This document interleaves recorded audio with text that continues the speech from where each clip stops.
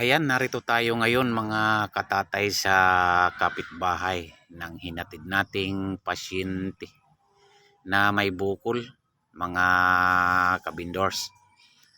Yan ay kapapanayamin natin si tatay kung ano ang nangyari doon. At kung may narinig silang mga pag-aaway ng magkasama. Kasi ang pagkakaalam natin mga kabindors ay ang isa sa kanila ay isang tumboy.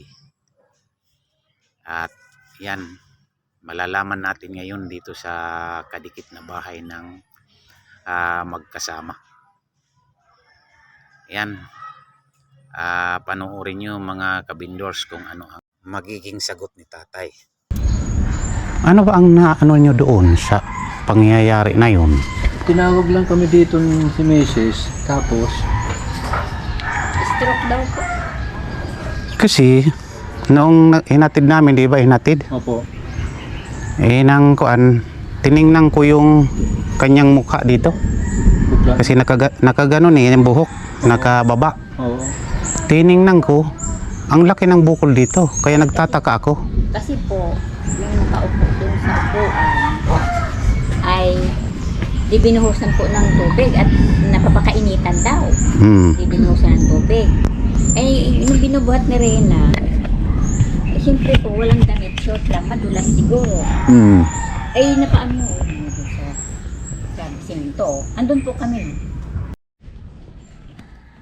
Ito nga yung ano, yung kinuha kong kuan, sabi ko, ano kaya to? Bakit Na ano po yun? may ganito? Na hulog siya kasi wala na pong pwersa siya. Ang bigat. Pasok ka muna dito. Sige. Nabigatan, hindi kaya mo rin.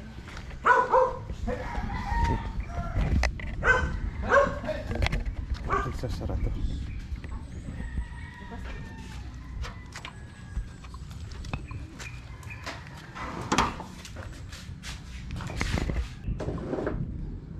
Ito, preo. Tingnan mo. Ayan niya po. Malaking bukol, oh. Oo, yan yung Ayan po, naano napatama. pa talaga siya. Ay, wala ba kayo na anong pag-aaway o kaya etc.? Wala po. Wala naman. Kasi ito, sabi ko, kung ito, may foul play na ginawa kasi Oh. siyempre sa laking Bukol. bukol na yan. Andiyan po kami nandun may tindahan nung naantog siyang Ah. nakasubsob siyang gano'n kasi binubuhat nga ni Rina. Hindi niya kaya. Ganun. Ay ano. Noong pagka, sabi mo, binuhusan ng tubig kasi naiinitan, Oo. saka nahulog yon. Hindi pa po. Yung Nang bubuhati niya at binibihisan na nga niya.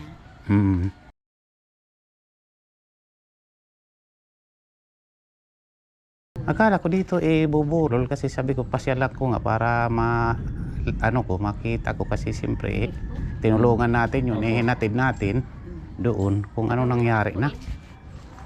Bulacan siya. Kinuha yata Kinuha na ng nung asawa. asawa. Yung tunay. Tunay Opo, na asawa. kinuha doon sa ospital. Tapos yung pakinig ko yung mga bill na, ang laki ng bill niya sa Skyline. Yung mga kamag-anak, may mga mag-anak po naman daw sa US yun. Kasi nung nasa sasakyan kami, sabi ko, te, anuhin mo, gisingin mo kasi wag mo patulogin, baka makatulog. Ano pa naman siya, humihinga pa ng pagdating namin doon.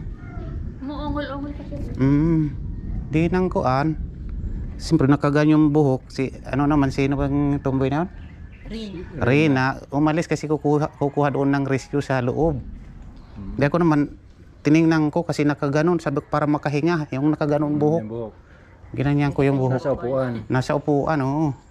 Sabi ko, ito may bukol dito, ang laki ah. Oo. Ano po yun? Siyempre mag-isip po may foul play. Oo, sabi ko, ano ba itong nangyari nito? Wala naman po. Hindi wala nang away. Walang away na narinig nyo. Ang naririnig ko lang nung una, dali natin ito sa ospital. Kasi nga,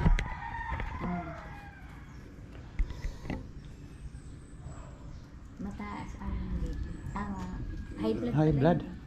Eh, hindi nag-inom daw ng Nung hindi daw nakatulog yun ng gabi. balis kong balais ko kumbaga. Mhm. Siguro. Tapos, baka uminom ng kumbra noong umaga. Hindi naman siguro. Si Ren. Mahilig kasi mo nung pabili ng Cobra Celia sa tindahan eh. Ano talaga si high blood? Ano yun? Daw po. Matagal na sila nagsasama nun? Matagal na rin. Buhay pa yung tatay nila nun ay. Nagsasama na yan sila. Oo. Pero wala man silang masamang walang masamang pinagsamahan kung tawagin doon. Siyempre kami siya nagatalo din, pero hindi naman marating sa ganyan. Oo. Kasi, di ba, nang binubuhat natin, nahulog pang sa upuan, di ba? Buti nasalag mo. Ganun nangyari. Ang bigat kasi eh. Oo. Buti nga nasalag mo pa dito, nauuna ka sa akin. Oo. Ako dun sa ulo at hindi man napalapad yung ulo sa akuan. Saan yung dead yan? Dito sa baba na. Ganun din po ang nangyari sa kanya doon sa loob. Eh, ang pinagtataka ko, sabi ko, hindi man lumapat ito, di ba, nang nahulog, di man lumapat sa semento, ba't may nagkaroon ng bukol? Kaya nagtataka Ayun, ako. may bukol na dun sa Di na loob. pa- Oo. Ay, Ang isipan ko, sabi naglalaro, sabi ko, bakit nabukulan ito? Hindi naman lumapat sa semento nung binubuhat natin. tama. Ayun ay pala napasubsob na nung Andun kami ni Weng. nung napasubsob na bukulan. Kasi ang ko doon, sabi ko, baka na-hemorrhage doon sa iyang May bukol. bukol. Sabi ko, Di ba wala talaga siyang andun? wala na ngang malay Talaga. talaga. Tayo na talaga siya. Kaya pag once na ma-outbalance ka at sa pagbuhat, ay nadadala ka talaga.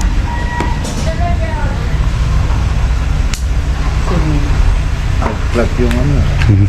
May pumutok na. Kasi ang pakiramdam nun ang pagkainit ng kanyang ulo.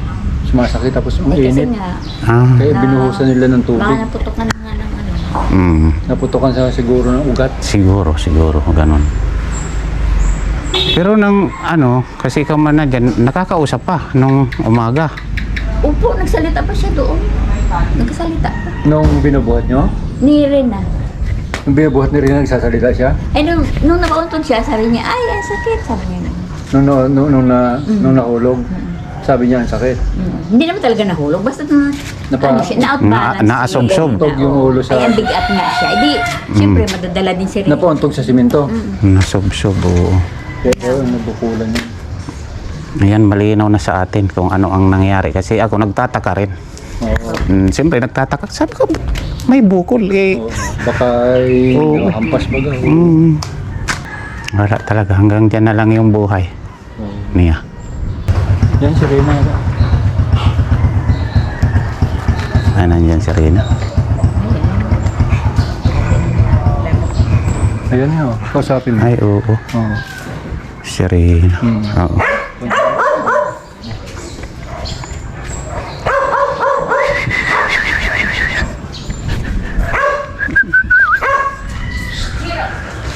Ano te, kumusta na po? Anong nangyari? Wala. Eh talagang ano. Pero po talaga po, Oo. maraming beses na po yung nagbumuntik-muntikan sa ospital. Hmm. High blood po yun, tapos di po maintenance. Ay, sir. Dadalhin po nila ngayon sa chapel, yung tatay ng mga anak niya ang maglakad kasi hindi ako pwede. Hindi ako bibigyan ng mga dokumento. Dadalhin po ngayon sa, dadalhin po mamaya doon sa kanila sa Iputo. Doon po sa chapel nila.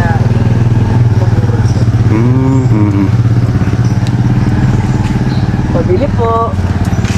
Pasensya na po. Okay lang po. Yes na lang po. Okay lang po. Wala na pong ano talaga yun eh. Kasi nung nandito pa lang wala. Iba na po yung attitude niya dun po sa loob. Kailangan po ng matinding prayers. Hindi po normal yun. Oo. Eh, hindi ko na rin din po kaya. Wala na rin ako doon sa sarili kasi nung bandang huli, di ba nakita mo ate, pinapalo na niya yung ulo niya, kung ano-ano na sinasabi niya. Tapos kumuha na siya ng scissor, sasaksakin niya yung dito kasi gusto daw niya makita yung dugo. So yung stroke niya, hindi po normal yung naging attitude bago. Hindi po normal. Biglaan po siya, pero yung naging epekto niya, parang parang lasing daw siya. Tapos may nakikita siya na lalaki na naglalasing. Tapos magpapakamatay yun, dadalin daw siya, isasama daw siya.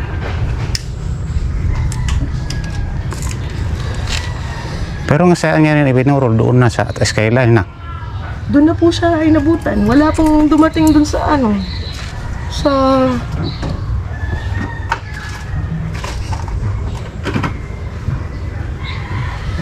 Ay, hindi na siya dito dadalhin.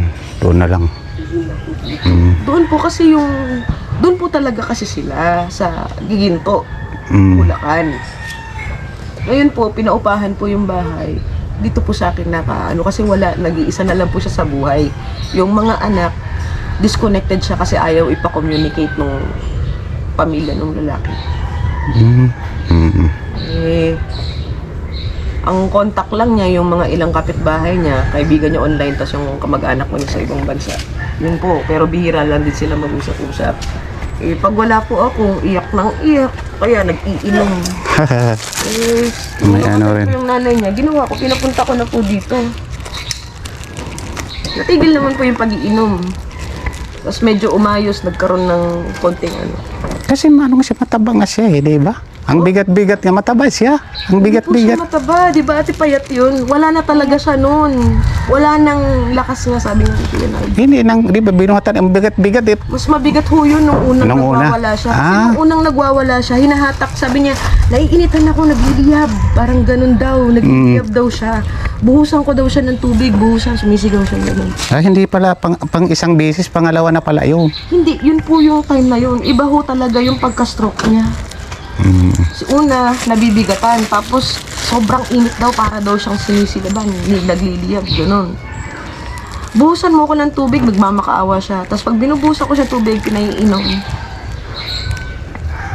Nagte-thank you. Kung ano-ano na din ang sinasabi. Pero, kilala ko po kasi yun eh. Nakakakita po yun sa nananaginip din. Parang, May premonition. Opo. third eye. Ganyan. Lahat po ng tao may ganun. Ang malala po doon, na-realize ko po kung ano yung nagliliyab siya nung nag-request yung... Kasi, syempre, wala kaming pondo. Yung mga pinsan sa US ang magpondo. Nagsasuggest nila na i-cremate. Sabi ko, ito na yun. Yung mga sinasabi niya ngayon, pati yung nakita niya daw na maraming uod, nakita ko dito. Sunod-sunod. Lahat ng sinabi niya, nung gabi bago siya mamatay hanggang sa nung nasustroke na siya.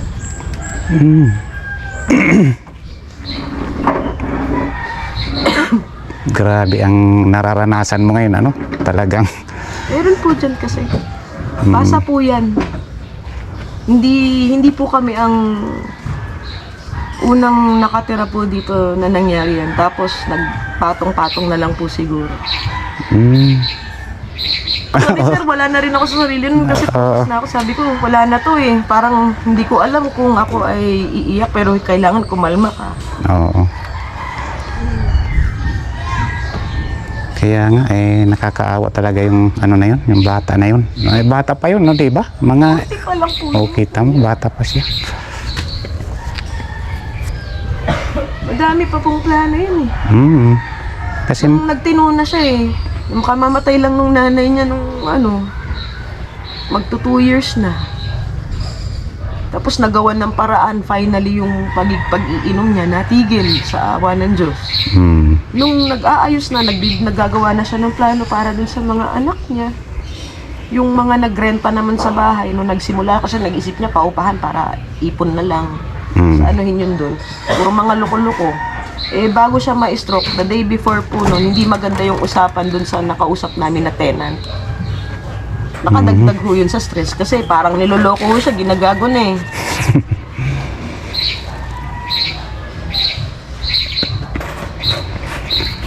ay, buhay. Pasensya na po ko. Oh, sige po, te.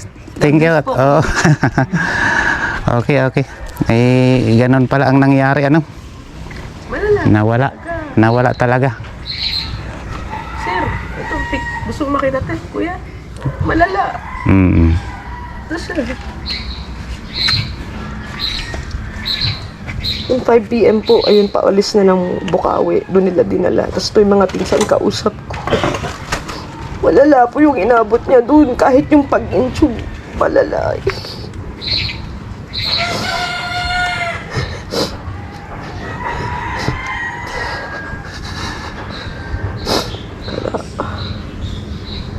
Teka, sandali po ah. Kasi madami to.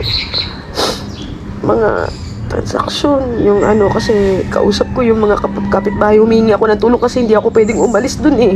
Mm. Eh, yung ano na, sa morgue, wala pang freezer. So, kailangan 5 oras lang, wala silang freezer, hindi air condition. So, nung nakuha na namin, nagkagulo-gulo kahapon kasi hindi makapasok yung payment nung galing sa US, may problema dun sa system. Mhm. Ayan, malala talaga kuya. Ayan na, Ano na oh. siya? Lumalabas na sa ilong niya. Itim dugo, pati yung inaano niya. Tapos,